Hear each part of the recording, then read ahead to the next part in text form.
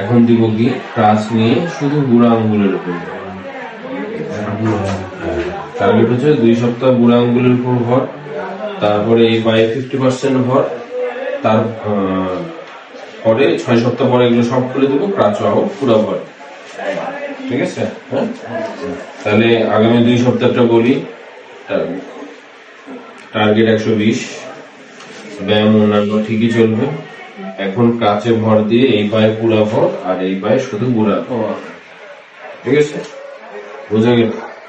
ওকে, হ্যাঁ, এটা পড়া থাকবে। এটা খুলে পা সোজা অবস্থায় গোসল করবেন, সেলাই কেটে দিচ্ছে, কালকে থেকে গোসল করবেন। এর একটু ফ্লুইড আছে, ঠিক আছে, এটা ডে বাই ডে চলে যাবে।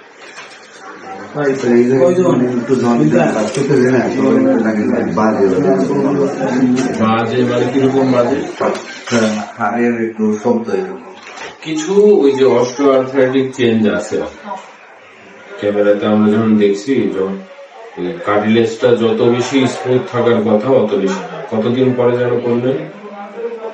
1.5 মাস। না না, মানে সেরার কতদিন পরে?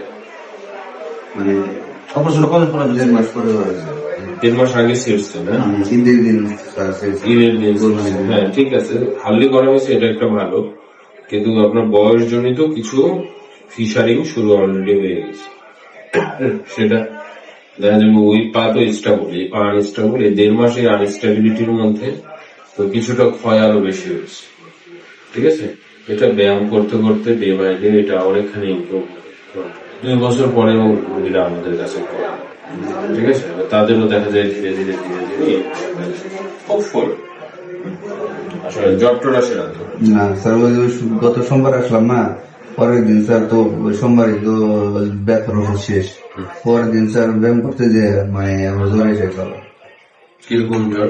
হালকা মানে একটু গরম, এখনকার ব্যথার কারণে ব্যায়াম করতেছি, প্রচুর ব্যথা বেশি করে। ওই মঙ্গলবার আমি আর ব্যায়াম করতে পারিনি, পরে শুয়ে বসে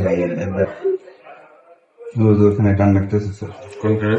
ওই নিচে কাটার নিচে কাটার জায়গা, ওখানে সুতা দিয়ে বাঁধা আছে তো, ঠিক আছে। যে ট্রান্সলেশন আর নেই। হ্যাঁ,